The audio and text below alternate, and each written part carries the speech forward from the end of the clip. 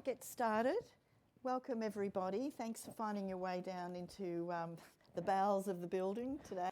My name's Anne Hollins. I'm Australia's National Children's Commissioner, and I'd like to warmly welcome you to this panel, which is about children's rights are human rights, part of the Free and Equal Conference. So first of all, I'd like to also acknowledge that we're on the lands of the Gadigal people of the Eora Nations, and I pay my present and emerging and all the Aboriginal and Torres Strait Islander people who are joining us here today. So as you would know, and this morning, that we this Free and Equal Conference is kind of luckily timed with the release of the report from the Parliamentary Joint Committee on Human Rights. The report came out last week, really looking at a number of recommendations on how we can strengthen our understanding and our protection of the human rights of all Australians. While Australia has laws that focus on discrimination, such as race, age, gender and disability discrimination, there are many human rights that are not supported by legislation today. And there's no, for example, no requirement to consult with people who might be affected, such as children. The panel and you in the audience might be interested to discuss some of this today in terms of your views on whether we need legislation. This has been a recommendation by the Parliamentary Committee, and whether you might have views on whether a General Human Rights Act will be enough to protect the rights of children. These are some of the issues that still need to be investigated.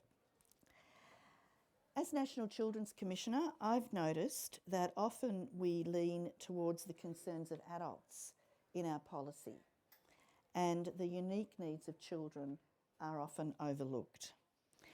As National Children's Commissioner, it's been my observation that in Australia we lack an understanding of what is meant by children's rights. We seem to feel awkward and uncomfortable with the concept of children's rights in this country. I'm so pleased there's so many people coming, because clearly you don't feel that awkward about children's rights. But it is, and I'm sure that my fellow commissioners who are here would agree that it's not a concept that really rolls off the tongue easily in Australia. And that's in contrast to, if you listen to Question Time in Parliament, which I nerdily often do, you hear about women's rights, consumer rights, workers' rights. It's not that Australia doesn't like rights, it's just you never hear them talk about children's rights, and you'll never hear a newsreader, even on the ABC, you'll never hear them say children's rights. So I've just really noticed that sort of disparity culturally in this country. Unlike many other countries, Australia lacks a cultural comfort with the concept of children's rights, and so we seem to somehow defer to the belief that there'll always be an adult who's able to meet a child's needs, an adult who will prioritise the child's needs. And of course we know that for many children the reality is that they don't have an adult looking out for them and prioritising their needs.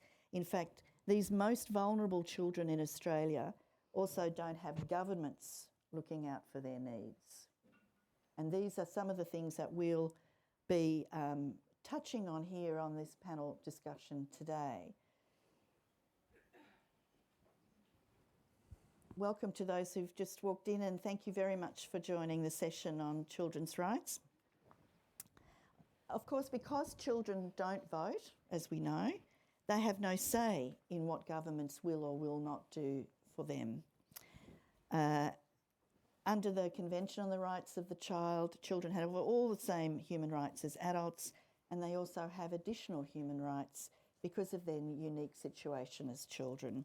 One of these, of course, is Article 12, the right to have their views considered in matters that affect them. And it's our responsibility as adults to ensure that children's voices are heard safely and taken seriously. We, as the adults, are in fact the duty bearers. Today we have a fantastic panel and a fantastic opportunity to explore the status of human rights of children in Australia.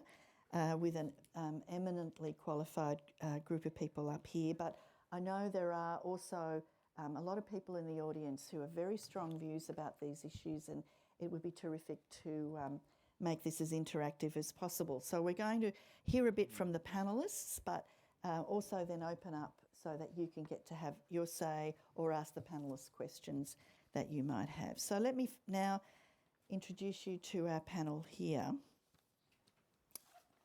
So starting at that end, we've got Professor John Tobin, who is the Francine V. McNiff Chair in International Human Rights Law at the Melbourne Law School, where he coordinates the Human Rights Program. Welcome, John. Thanks, Anne. Next to John, we've got Natalie Lewis, who's a Gamilaroi woman and the Commissioner of the Queensland Family and Child Commission.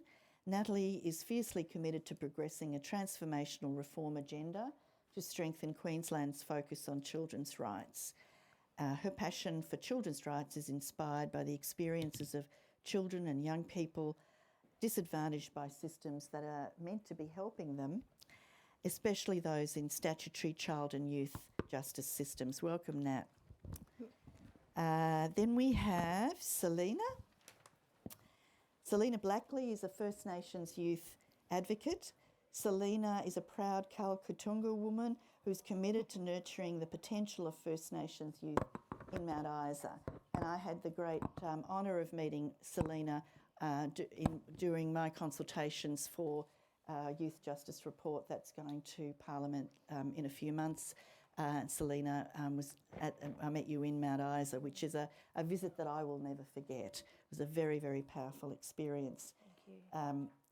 Selina, through her roles as a youth specialist and cultural facilitator, she champions cultural resilience and educational empowerment. Welcome, Selina.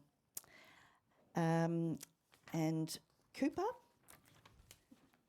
who I call you Cooper, but perhaps you could pronounce your full name for us so we know.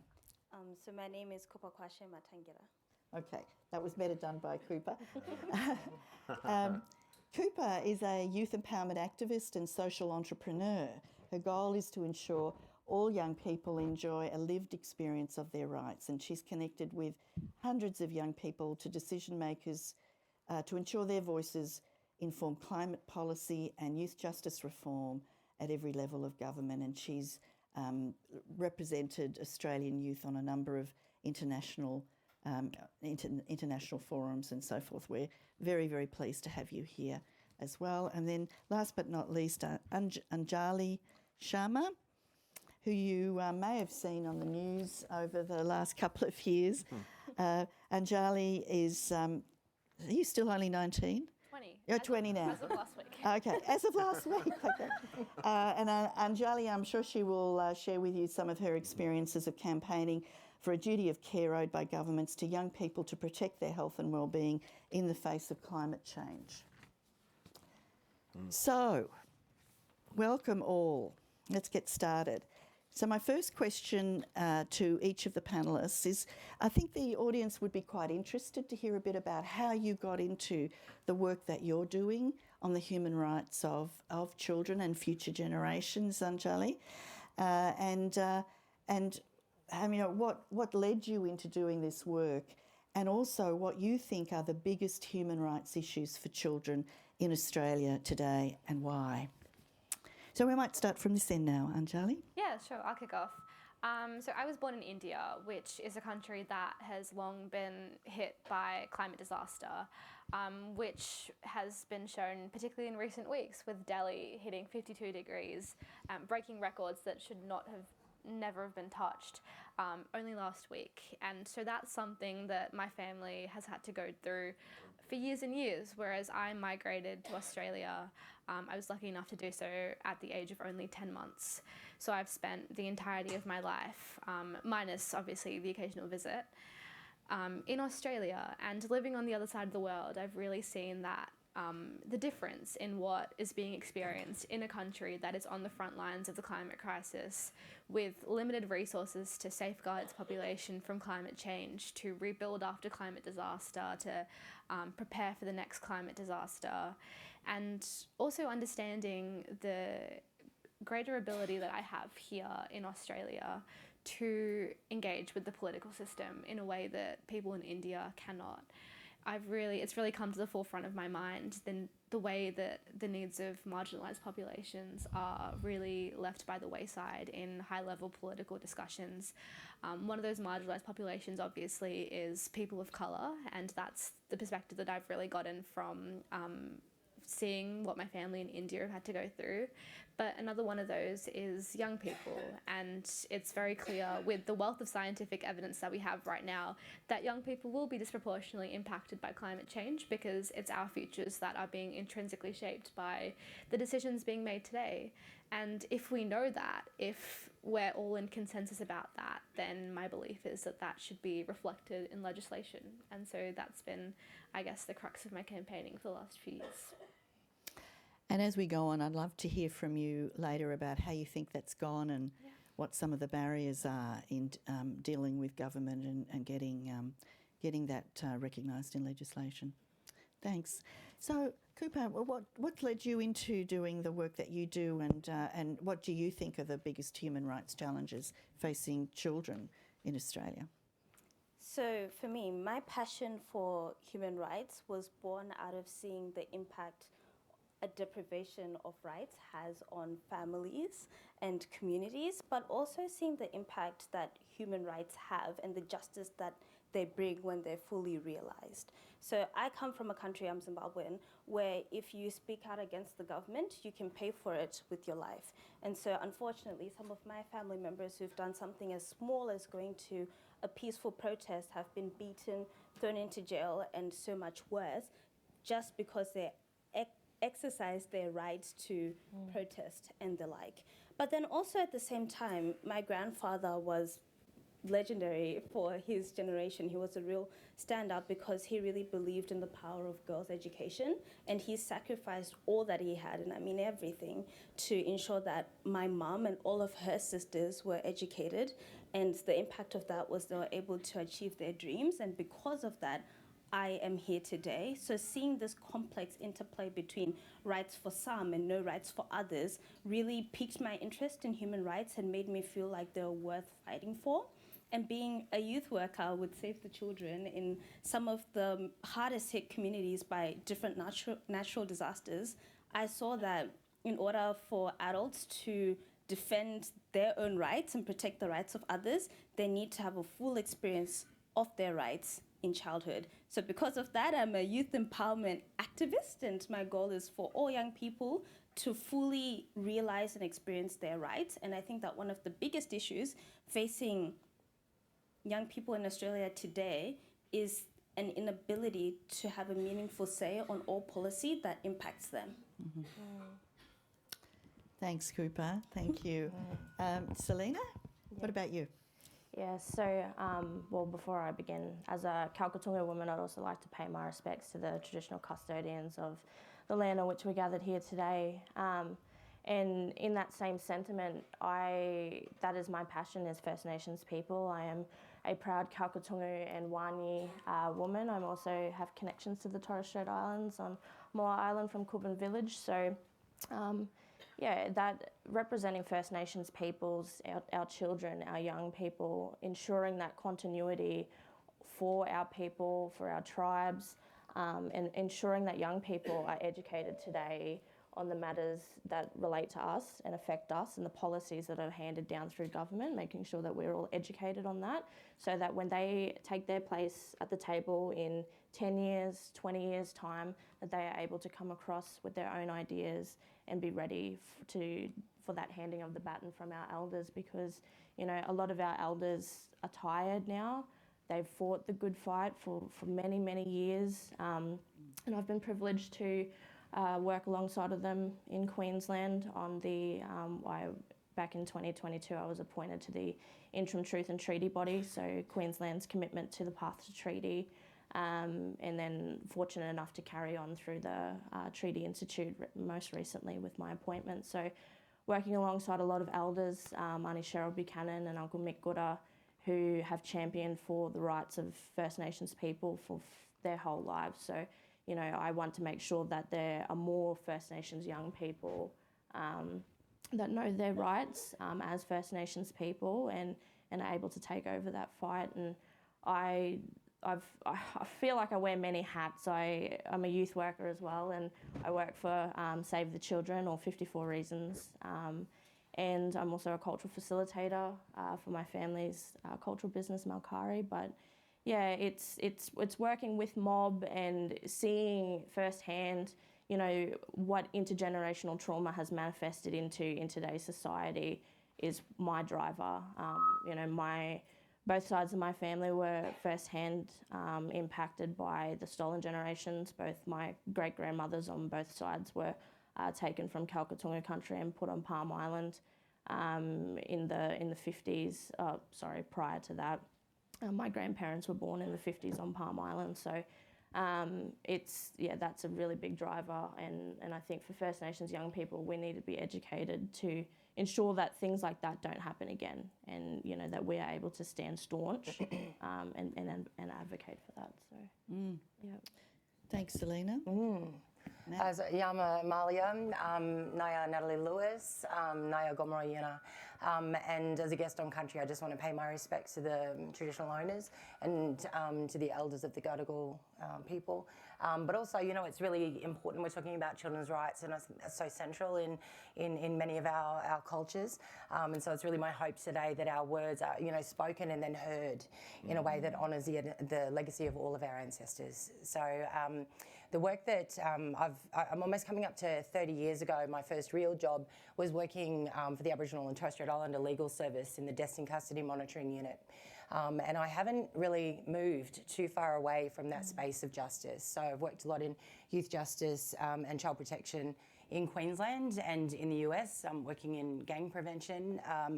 But I think the thing that keeps driving me is that the importance of rights as an equaliser, in really the ability to pursue equity in a way where, there's recognition of, yes, the rights that people have, but the obligations that our country has to people. And so in the work that we do, Aboriginal and Torres Strait Islander children and young people are disproportionately represented in statutory systems, in child protection and in youth justice.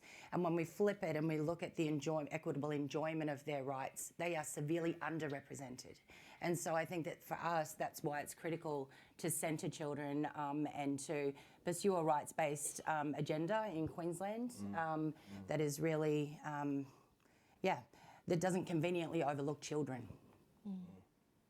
Well, and the way you put it that way, Nat, it's like what's happening to children really is the lightning rod, isn't it? It says a lot about the country when we know that children are missing out in that way. So we'll come back to hopefully to those issues. Thanks, Natalie. John. Thanks, Anne, and thanks so much for coming. As someone who's worked in this space for a long time, I'm always anxious if anyone actually cares about children's rights, to be brutally honest. So can I just interrupt you there? I was going to say in a minute, I'm going to take a photo because I'm blown away how many of you have come because we do experience that there's just not that amount of interest in when we're talking about children. Right? And so congratulations for coming. But so Pakenham is great. Can I also ask you to look around and see if you can observe anything about the makeup of the room as well, because it's kind of important to observe. We have not enough blokes working this space as well. So I just want to highlight that quite seriously in terms of issues around power and imbalances in our society as well.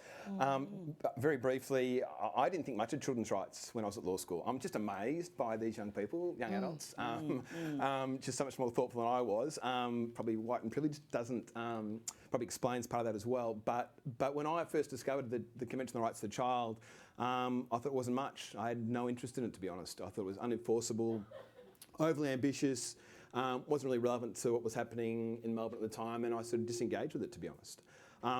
But then I worked at Legal Aid with young people, and I discovered that the same children, the same families kept coming back into the court system. I thought something's not quite right here. And so I finished working there in search for a master's degree where I could discover some more tools to help me make sense of what was happening in the world in which I was working. And I discovered the idea of human rights and particularly children's rights as well.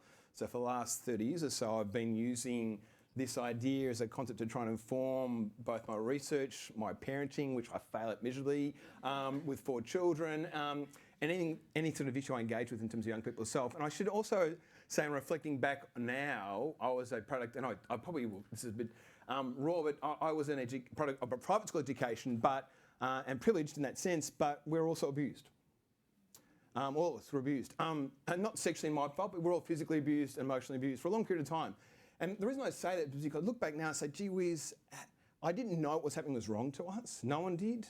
And so when I speak to my students, I say, look, right now, the language of rights gives us a lens to start saying, what are the things happening today that aren't right, that are causing harm, that are making children invisible?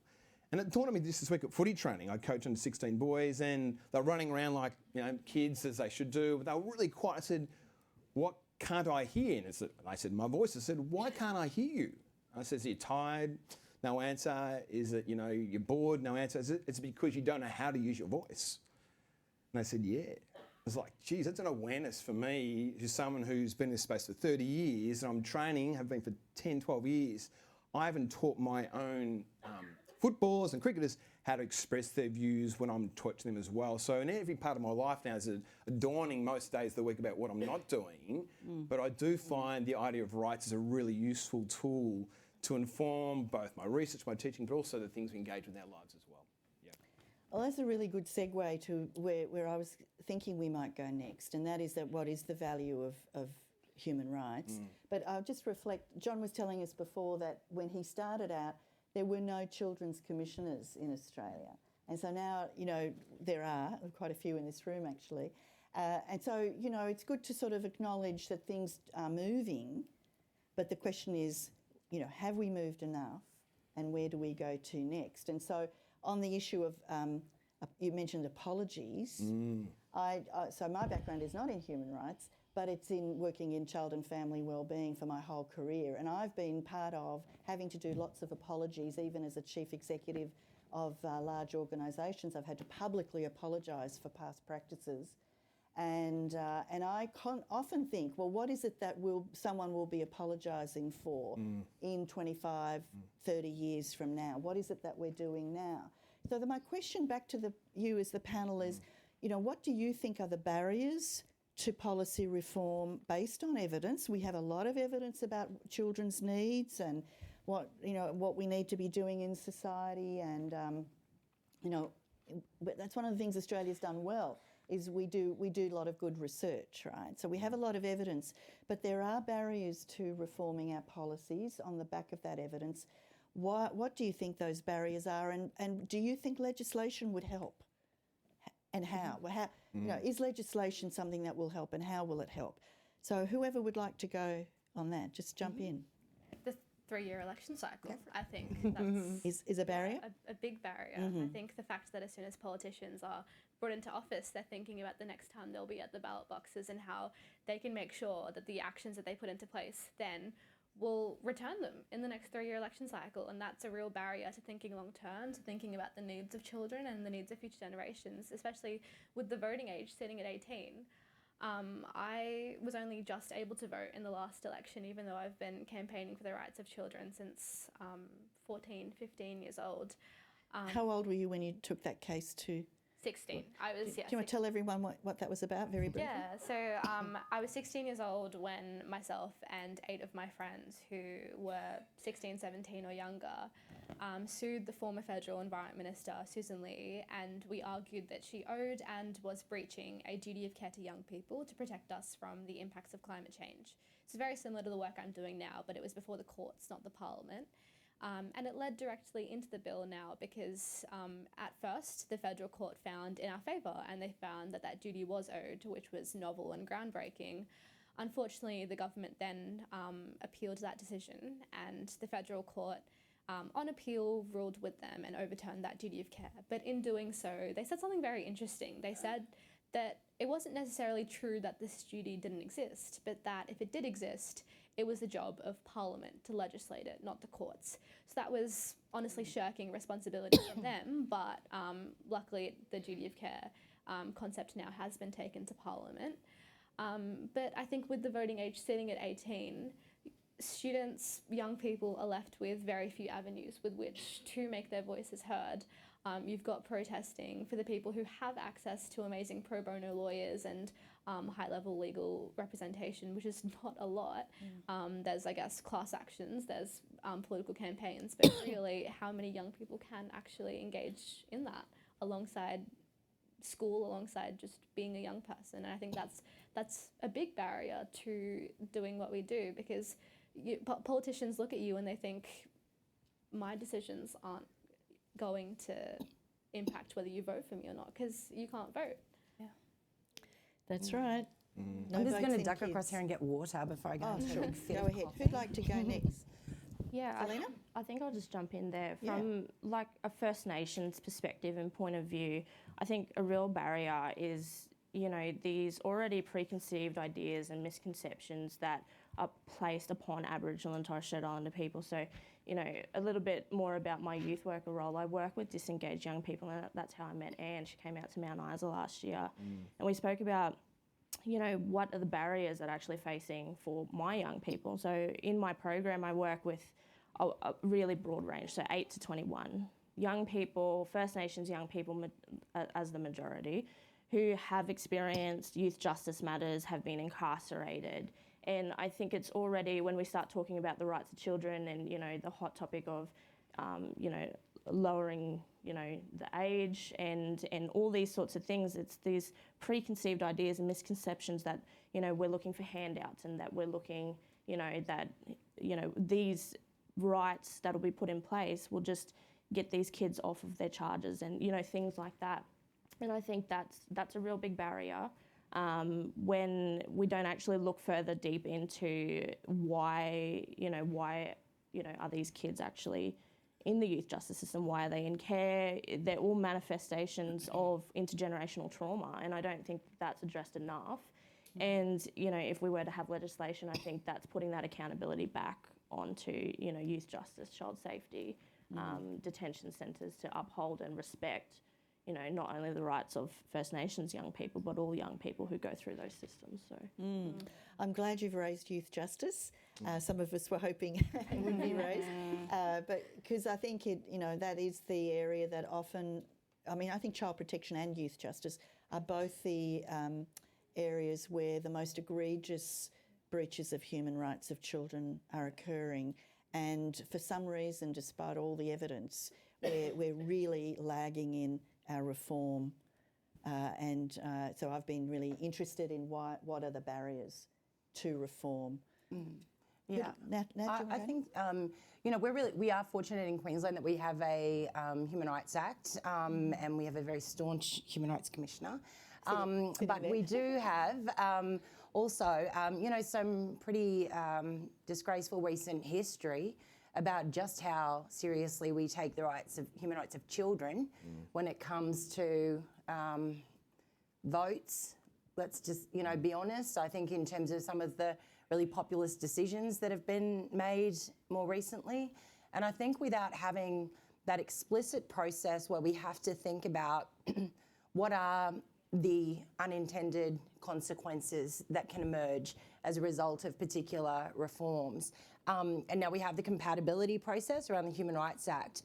But last night Roslyn was talking about that intersection, you know, of rights rather than competing rights. And so at that intersection, though, when we're talking about the rights of children and then, you know, the rights of, let's say, victims or in, you know, teachers, like when we're talking about student disciplinary absences, those things are always inevitably resolved in favour of the person with power. So whether that's the adult that has, you know, represented interest, or if it is, you know, an adult who happens to be voting in October, those are the types of, you know, default positions that we continue to take. So I think there needs to be a more explicit focus and a more sort of futurist focus around the types of impacts that are not even unintended, and I wish we could actually just drop that language from our vernacular, because these are known. We're not idiots, we know these things. And so when we think about that, and decisions are made to proceed anyway, the absence of accountability is more apparent. Well, that's a good point that you make about a lot of this is known, and a lot of the harms to children we now know are preventable. They're preventable, and we're not acting as a country to do what will prevent those harms. Who else would like to have a go? John Cooper?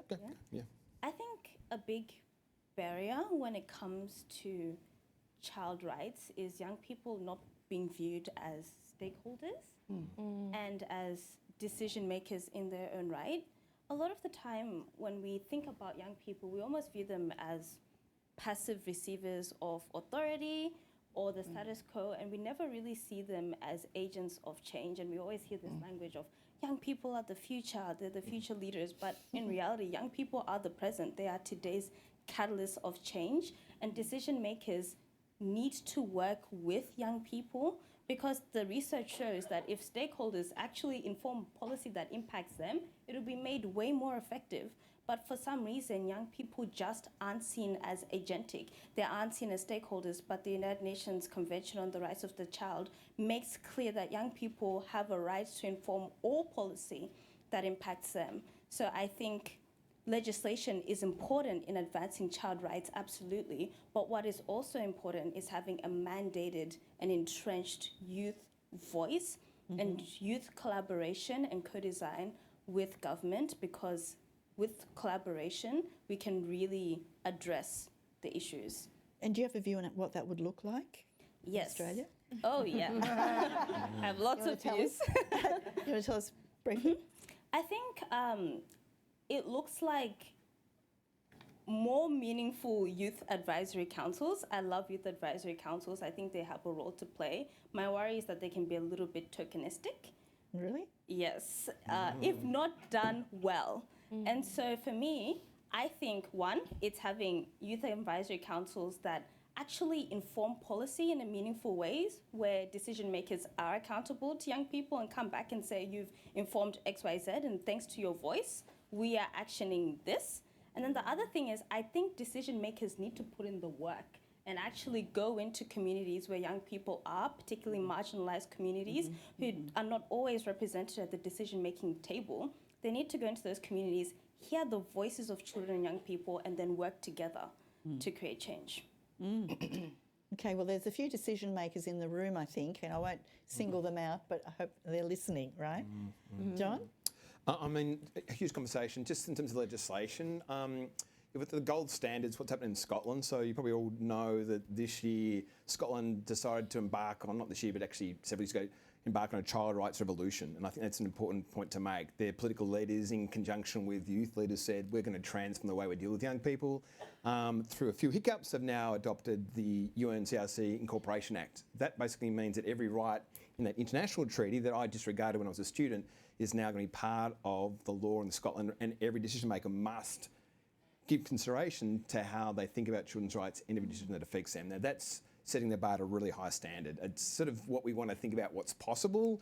What we've actually got is a long way short of that as well. Now our Human Rights Act, we can talk about that as well, but the idea of legislation sets the accountability point in place. Then we create the systems to actually ensure that on the ground there's transformation in how we actually engage young people as well. So in Victoria we've got child safety standards, as you all hopefully know.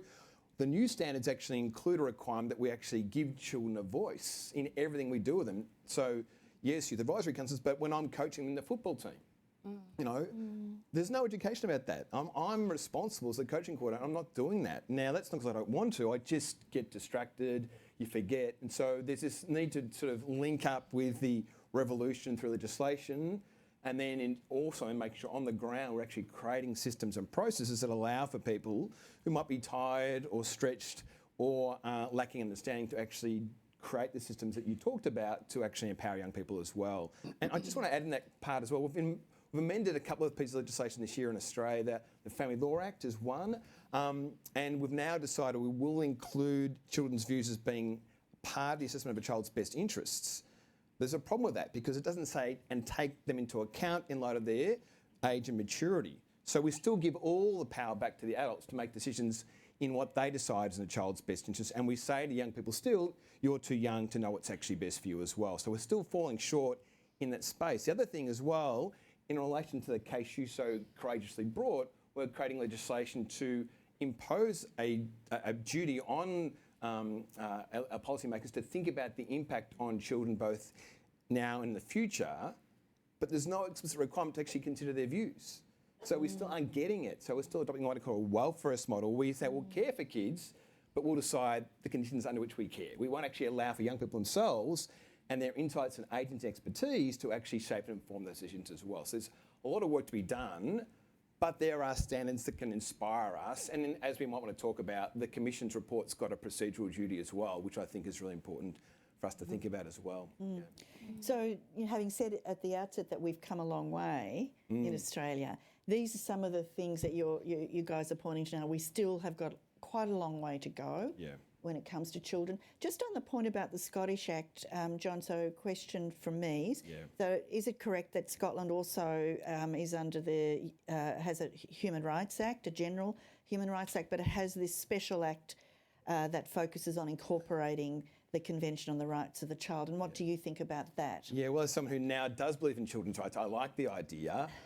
It's a really interesting question. So we often talk about human rights being interdependent, invisible for everyone. So why do we need specialist rights for specialist cohorts? That's an important conversation. In the particular context of Scotland, I said, look, we see children as being a cohort that is particularly marginalised, disenfranchised. They need an additional level of protection, and then advocates, importantly, is what drove that. So in any area, change in law will be the result of activism, okay? And so from my perspective, there's clearly a gap in the generalist human rights instruments. They don't address the specific needs of young people, and they rarely do they cover all the international standards as well. So what's happened in Scotland is quite unique. It's taking an entire human rights treaty, not just a few articles, and embedding the entire practice into public policy for young people. It's really watch and see, but from my perspective, it's sort of a no-brainer. I think you made the point. When we actually develop policy that involves the people affected, in this case children, the outcomes are actually better. So the question is, why aren't we doing that? It's because of the power, right? Who holds it and who controls it? So the Scottish model will shift the way decision making takes place, and we can learn a lot from that as well. And as you say, that's like the gold standard, but there are a number of countries that do have a Human Rights Act and some form of National Children's Act. Yeah. It might not be full incorporation. Correct, yeah. Yeah, so I think they're interesting things for us to be exploring, especially now with the Parliamentary Committee's report available to us. But I think there's also there's really good examples where we obviously don't have a perfect system, right? But I think that there are jurisdictions where you work with what you have and that can produce really great outcomes for children and young people. But I think that in the absence of having full incorporation of the UNCRC into domestic law, we're just going to continue to view children and young people through a prism of vulnerability and risk, right? Not as distinct rights holders. And so that's I think the usefulness of statute, and bringing that in. I think that's really important. But at the same time, as organisations, I know as a commission, we've got probably the most pathetic powers across the jurisdictions, but I know that in our work we make an absolute commitment that if we're going to take a position on an issue that's going to impact children and young people, then we start with the children who are most impacted. And so quite often that's not advisory councils, unfortunately. However, if we're doing a piece on youth justice, then we're talking to kids who are sitting in isolation 23 hours a day in a watch house. So we have to understand that we can introduce that intent and that integrity of what's imagined through the UNCRC into our daily practice, because in the absence of political leadership, that's not an excuse for our inaction. Yeah. So that's a really good example of where you are putting it into practice, where in fact the human rights of children, using that lens, has practical value, which I think is often missed by policymakers, that they think it's quite sort of esoteric or somehow out of reach. The sort of purview of people like you, John, who live in your academic ivory tower, where it actually, in many ways, I see it as a compass that can help us guide. And make better decisions for people. Can I just add as well? So Natalie makes a really good point in that legislation's great; it becomes a stick sometimes, but you don't have to have it. So Natalie doesn't necessarily have all the powers she'd like, but I know in her work she said, I'm going to embrace a rights-based approach and we're going to just do it, right? So for those who work in this space, you don't have to wait for government to say, here's the mandate or here's the incentive. You can still be creative in thinking about what power you might have to start adopting what a child rights-based approach might look like as well. Yeah, that's a good point. I think I want to honour all the people in the room and give you a good chance to grill these people up here. But before I do that, was there anything that you were burning to say, anyone else, before we go to the audience? And I'll give you guys another chance at the end to do some wrapping up. But anything else you want to say right now? Can I just make Yes, one? yep. I think it's worth reflecting on what the Commission and the committee are recommending about children and the procedural duties. So I imagine you're all familiar with what's been suggested. So Why don't you just explain it? yeah, great. Yeah, No, yeah. you explain. Okay, explain. So sort of two parts to it. So a binding duty, it says every public authority essentially must consult with children who are directly or disproportionately affected by a decision being made. So that's an important part. And then the second part is about when you're developing policies, legislation, there's an obligation. It's not binding, but legislators should still be thinking about how they engage with young people as well. So that's a step up from what we've got now, and clearly it will transform decision making within government as well. There are challenges around implementation, but I think that's worth thinking about as a cohort in terms of moving forward. This will be challenged. So upstairs we talked about it, who will challenge the human rights proposals. There'll be many parents groups, there'll be many religious groups who will not like the idea of giving a strong voice to children in a whole range of contexts.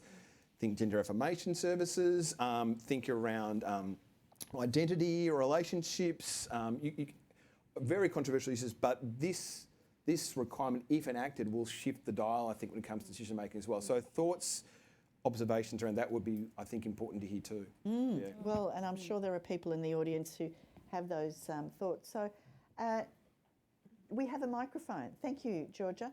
So who'd like to have a go at grilling the panel or making a comment? Right down here with us.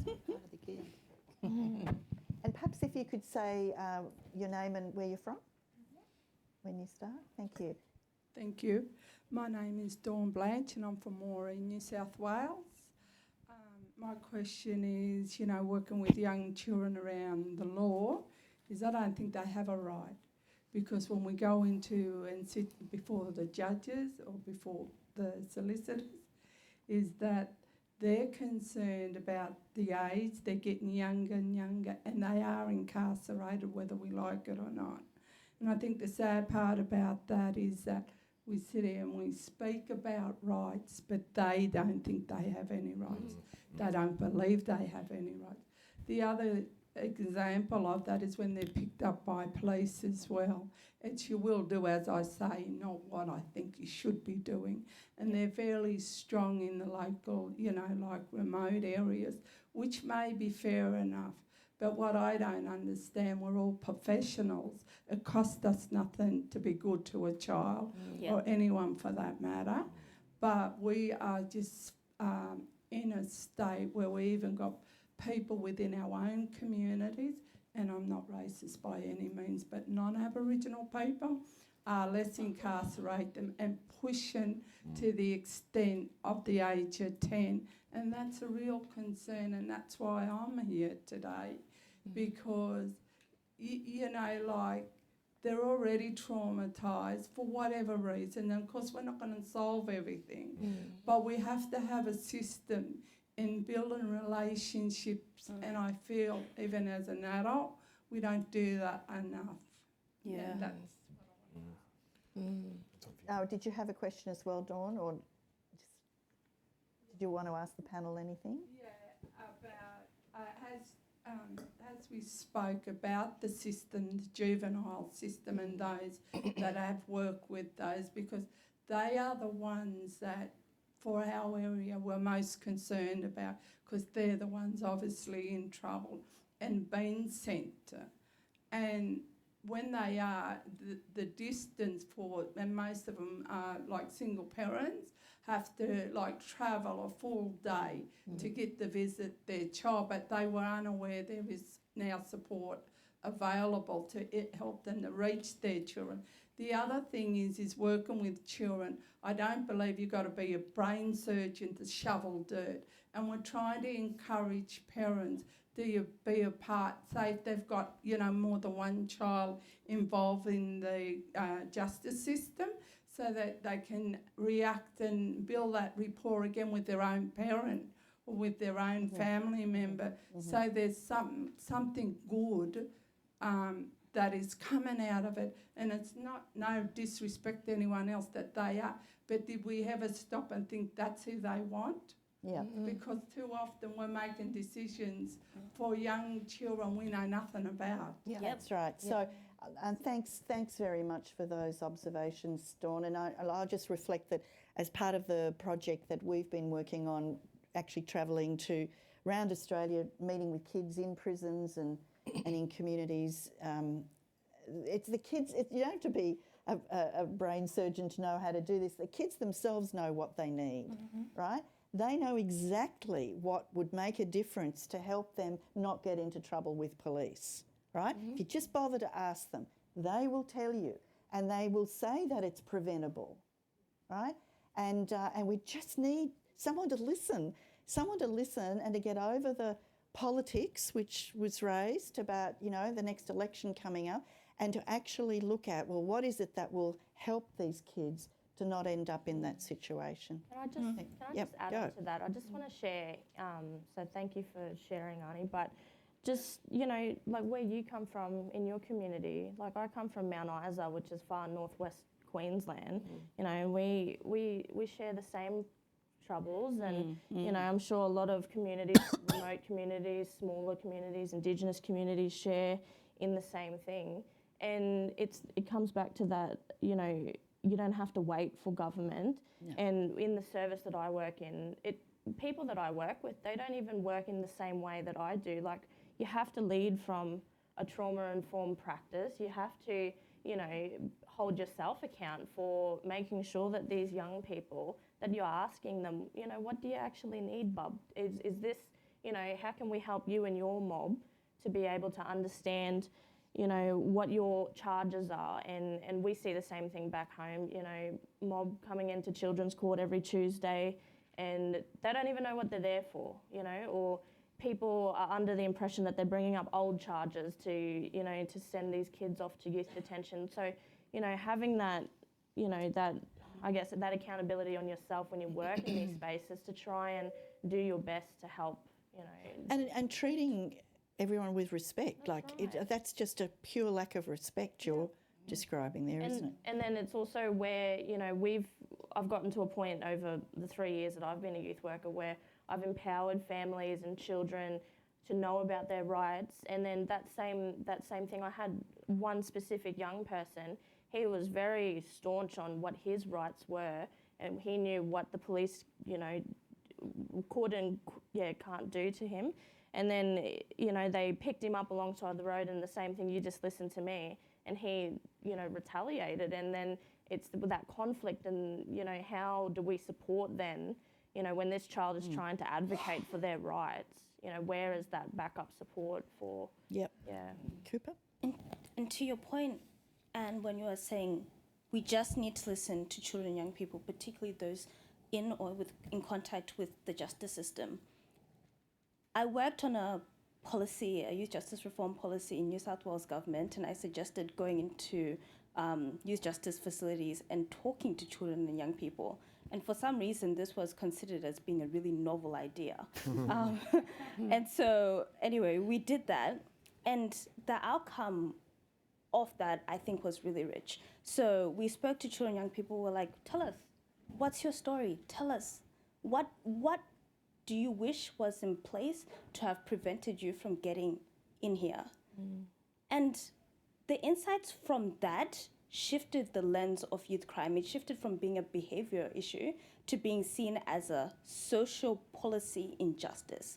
So now people weren't looking at tackling youth crime because it's bad behavior. They're looking at, how do you address intergenerational trauma? How do you address persistent and entrenched poverty? How do you address poor access to education, and poor access to transport, fundamental human rights that we all take for granted. And I think, as you said, when we listen to young people know the answers, they know what they need.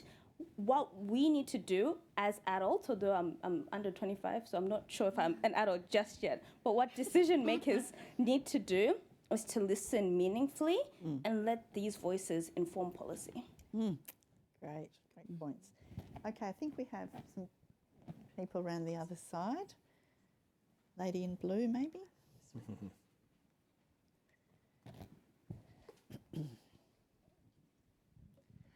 Thank you, panel. Yvette Vignando from Mary's House Services. We're a domestic and family violence service and we work on Camaragal land. I'm just interested, there's a fairly recent new national plan to eliminate violence against women and children. And the last plan, as far as I can recall, is the first time there was more of a focus on children. What do you think would be the sort of upstream effect of having a Human Rights Act on the obligation of lawmakers when it comes to taking action on the really national emergency of violence against women and, of course, their children? Great question. Someone Yes, like I to mean, I think that was incredible, like in terms of seeing the recognition of children as victims in their own right. I think, you know, that's step one. But then if you look at a lot of the decisions that have been made to supplement that or to resource that commitment, at least in Queensland, how many domestic and family violence specialist services for children and young people do you think we have? Zero. So I think, you know, that it's you can recognise the status or, you know, of a child in a domestic and family violence situation, but if you're not prepared to shift the service response so that we actually can see and recognise and responsibly respond to their trauma, then literally we're just going to, you will end up sitting back and we wait for that generation of children to become adult victims or perpetrators of violence. And so there's a real urgency required around investment and responses that are specific to children and young people. Yeah. Anyone else like to comment on that? Can I just add as well, I mean, having a national framework is a great start, but every state and territory still allows for every parent to hit their children every day. So if we want to end violence, let's start in the home, right? Let's make a statement. We're one of the few countries in the world that is not even having that conversation. Why?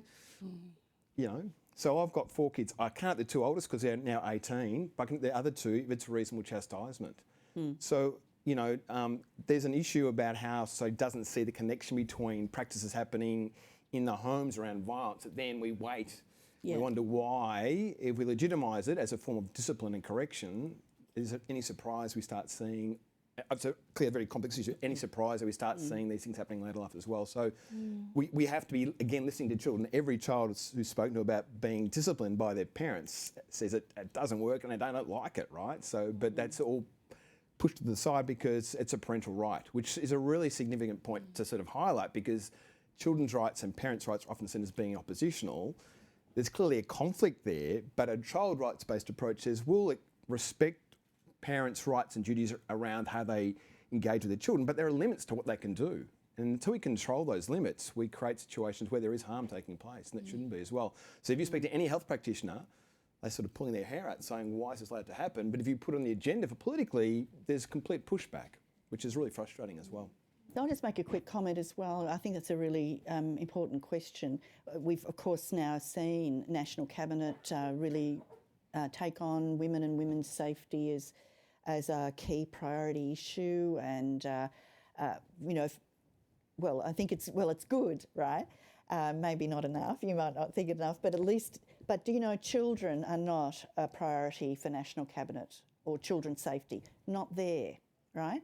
And so again, that's a gap, right? From a policy perspective, the governance of the federation. We're living with the federation. We have to all work together on these things that are national crises. We're doing it for women, but we've got to do it for children as well. And I think so we've gone part the way there. And I often say that if we're serious about ending violence against adult women, we have to get serious about violence in childhood, of any kind, violence experienced in childhood, because we know the trajectory now. The evidence is clear if you experience harms in childhood. I'll just Yeah. quickly add on to that as well. That waiting game is detrimental, but it's also happening right now. Like with my young people that I work with, you know, I've seen domestic violence relationships as young as 12 years old, you know, that domestic violence being perpetrated at such a young age because that's the, you know, might be the normality back home in, you know, within their household or, you know, their environment that they've grown up in. So, you know, it's, yes, like it is that, you know, for some people it's that waiting game, but for others it's already happening and it's a reality like right now. So, yeah. Thanks. So there's a persistent hand back there who's trying really hard and has been holding a hand up for a while. So just wait for the mic.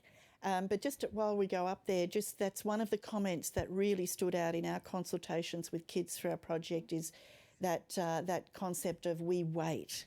We wait and we wait and we wait until something bad happens and then we react, often in a way that's not helpful, right? That is what we seem to be doing. Go ahead. Hello, I'm Susanna Scurry. I'm a midwife and lactation consultant and have been for 50 years. I retired on Friday. Oh, congratulations. And I'm here because I can. Now I'm not working, but I'm here because I'm really interested in prevention. And we were just all talking about that intergenerational trauma, violence against parents hitting kids, etc. But basically Australia has got the lowest breastfeeding rates, is well below the Sustainable Development Goal targets. We don't support breastfeeding because breast milk isn't part of the economic equation, and we have got the formula and pharmaceutical companies supporting political parties. And I'm wondering, like, I'm sure the human rights thing is going to help, but somehow we need to get the breastfeeding on the agenda because, you know, it's those hormones that protect and promote caring and protective behaviours. And it does, you know, like every day I see trauma with parents being separated from their baby because it's in the neonatal nursery, etc. Thanks for your comment, Suzanne. And I think, you know, certainly, you know, if we take the Convention on the Rights of the Child seriously, it is the obligation of governments to create that environment for families to care for their children well. And I should acknowledge the government's new early years strategy is certainly will be trying to do that, particularly in those early years of life. Yes. Do you want to wait for the mic? I'm counting down the clock. So if you're going to have a go, just in the middle there, Georgia, thank you. We've got Hi. Yes, children's rights. They're our. Say who you are and where you're from. So I'm Loretta Picconi, and I'm from Justice Action, which is an advocacy organisation. So we're interested in youth justice as well as adult. And I was at Australian Youth Justice Conference, which left me feeling even more concerned about our future. One of the things I'd like to focus on, we haven't talked about, we're certainly focused on poverty. We've certainly focused on the emotional problems of not respecting children's rights. But we have another one coming up, which is education. Because with the latest Australian Education Accord, what we're being told is within 10 to 20 years, every kid now is going to need to be between 60 and 80% going to have to be undertaking some kind of tertiary skills training. Now, that means that as a society, we can't afford to let anyone not feel confident as learners and have every opportunity for learning. And as someone who had largely free education to 2 postgraduate levels, I am appalled by the things that even my kids that are white and privileged, the struggles they have.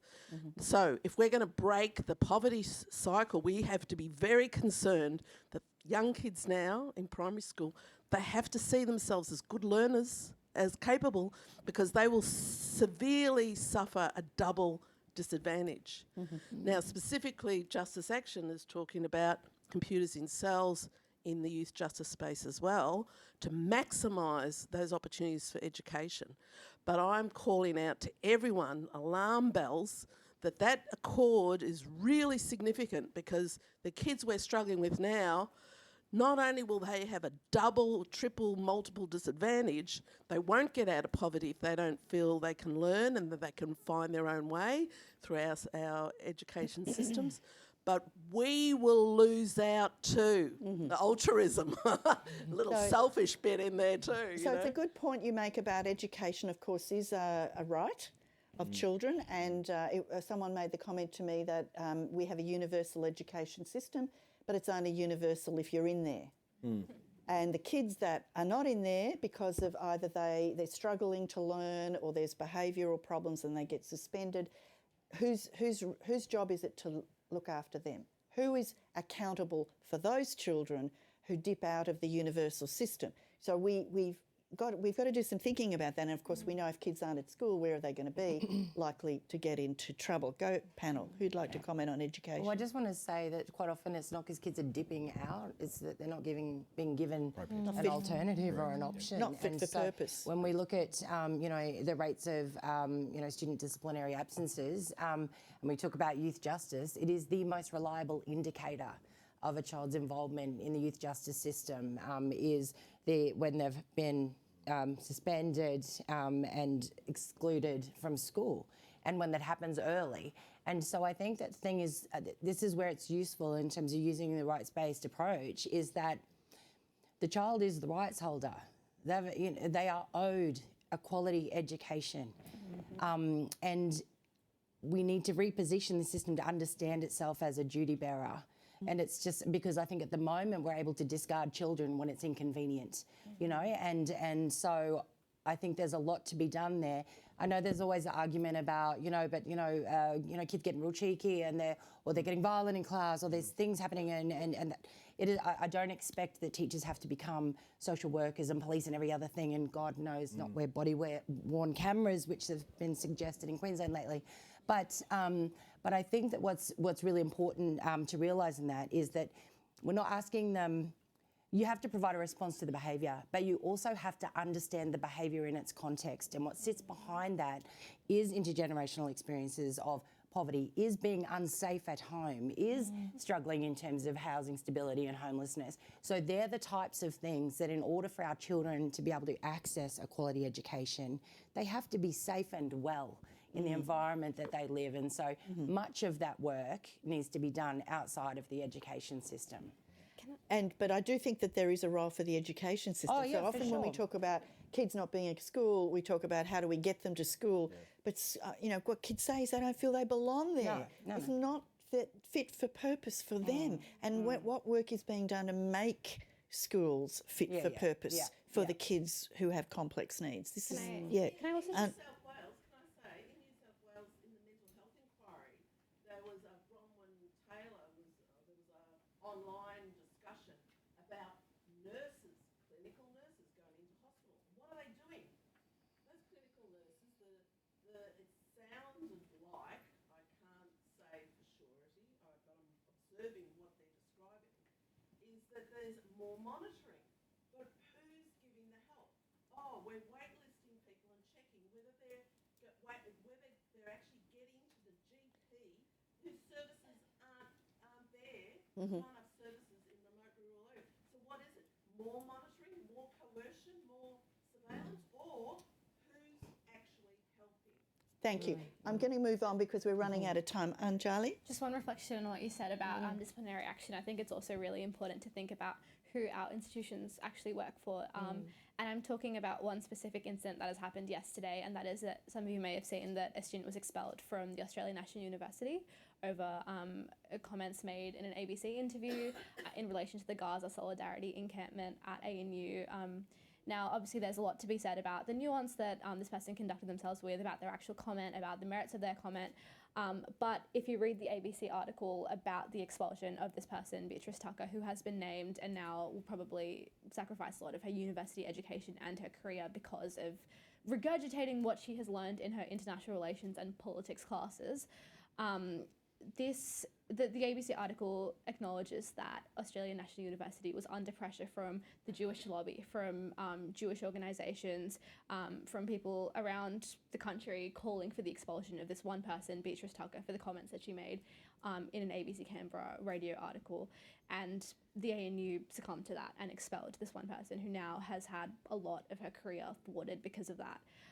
This is part of a systemic pattern of who our institutions listen to, who they work for. It's the people with the power, the people who they're not the people who these institutions are meant to serve.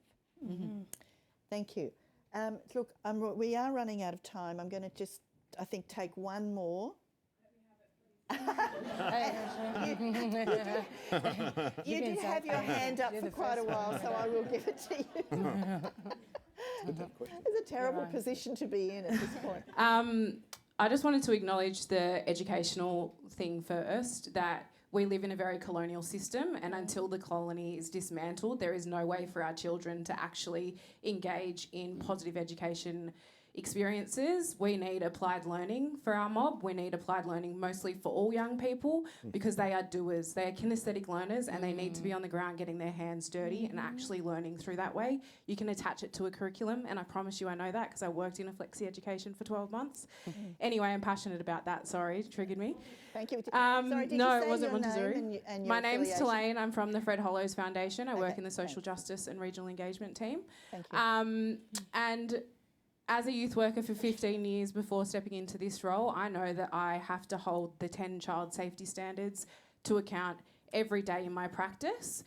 But my question to the panel is, where are we going wrong with the peak bodies that are meant to look after our children, because they are not held to account any day of the week when they break those 10 child safety standards? So what is the view of that? Because I think the people that are meant to be leading it and the pinnacle of upholding those absolutely disregard them in their practice every day. So I know that I lose my working with children's check if I don't uphold those standards. None of them mob do. So I just want to understand from your perception, what do you think we need to be doing more of to keep them to account? Thanks for your question. Great question. Yeah, look, I think that there's the accountability has to be applied in both directions. So if there's parties to agreement, you know, whether that's a closing the gap agreement, whether that's because you're bound to the, you know, the child safe standards, that accountability needs to apply in all directions. And I think that that's one of the things that we're really trying to explain as a point of difference for children's commissioners, is that we have to unapologetically be advocates for children and young people.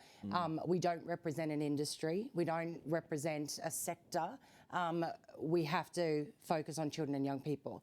And so I think that some of how we've seen an evolution around with some peak bodies is that it is representative of the interests of their members, who sometimes have forgotten that it's actually about the best interests of children and young people. So I think that, there's, we've got to hold some people to account, and I think that has to just be consistent. And I think that, having a good legal framework beyond just the child safe standards, might help us a little or a lot. And just on the child safe standards, I mean, it was a disappointment that the Royal Commission didn't recommend that they be mandatory. And so we've seen, the slow progression of requirements under the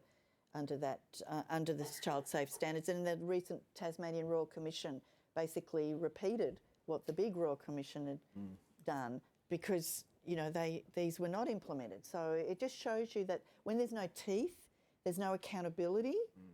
Actually, there can be slippage, and that's counters the idea of no, you don't need legislation. Actually, if there's no accountability, then when it comes to children, I think sometimes they slip off the agenda, they fall in the gaps, whatever metaphor you want to use.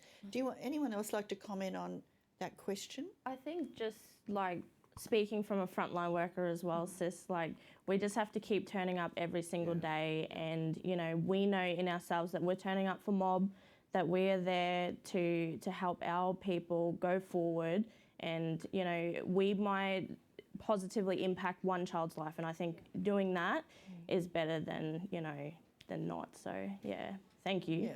And I should just use that moment. Thank you for mentioning that, Celine. I know all of you probably here are doing great work for kids. That's why you're here. So I wanted to acknowledge you as well. there are other questions in the audience that I'm not going to go to. I'm very sorry about that, and I'm just now going to go back to the panel for some final observations. Go in whatever order you'd like to. Okay, I think that a big thing that we can take out from today's discussion is how we actually, what the status quo is with looking at children, with how we label them. And I think, you know, if you think of children in a domestic violence context, they're the victim, you know, if they're lucky, they're the survivor. You think of a group of Aboriginal children walking across the road past curfew in Alice Springs, they're criminals, they're thugs, you know, they're children with the status quo are people who power should be exercised over, not people with their own inherent power. People whose rights should be exercised over, not people with their own inherent rights, not actual stakeholders in the conversation of today. And this is something that I've seen in my work too. When I walk the halls of Parliament, there's, you know, you can tell it wasn't built for young people. It's not a place that young people are meant to be in. And I, you know, even though I have just finished my teens, even though I have a bracelet on my hand that says slay, like I'm still, I still think that young people, as, you know, as much time as we may spend on TikTok, deserve those rights and deserve those voices in the halls of Parliament. Thanks. I think what I'd like to say is young people are not just tomorrow's future leaders, they are today's catalysts of change, and they must be listened to and respected because of that. Young people, as Ange has just said, are stakeholders in all policies that impact them, and what decision makers and us as society as a whole need to do is to start valuing the expertise that comes with lived experience. Thank you. I think along the same sentiment as you guys, but you know, for myself, I want the future to be full of proud Aboriginal and Torres Strait Islander leaders, and there are leaders, like you said, right now in communities that just need the support, that need to recognise their rights, to know their rights, and I think that is empowerment within itself. So once we are able to empower in that way, you know, you'll see a lot more mobs stepping up and feeling that support. So. Yeah, true. Thanks, Selena. And I think it's just that that message is that the UNCRC is not like you know, it's not a figment of our imagination. It's not this thing that's so far away that can have no practical impact in the life, you know, in our daily lives. And so, you know, while we wait or whatever it is that we need to do, I think that there's ways that we can be really proactive in progressing a child rights agenda in our, you know, personal and professional practice, within our organisations. I think there's definitely a capability and there's a legitimacy to doing that. You know, child rights policy is good policy. Yeah. Totally. Echo everything that's been said, and I suppose as an adult who researches and works in this space, and a question for me and for all of us is, what are we doing today? We do better tomorrow. We think about a child as a rights-based, as a rights holder. What will that look like? And when I'm asking that question myself, I'm reflecting on one of my colleagues, Michelle Telfer, who works in Melbourne in the Gender Affirmation Clinic, and she came and gave a class to my students, and it's a complex space, right? And so she asked the class, what's the first thing you do when a child presents in my clinic? And they all sort of sat there, and she said, listen, listen, listen. And I think that sort of echoes what our amazing young people said tonight as well, that we have to start listening properly and effectively to young people, what their insights might be. I think we all then benefit as well. So lots for us to learn, including me as a dad. And if my kids were here, they'd say listen more, but I think that's core to it as well. Yeah.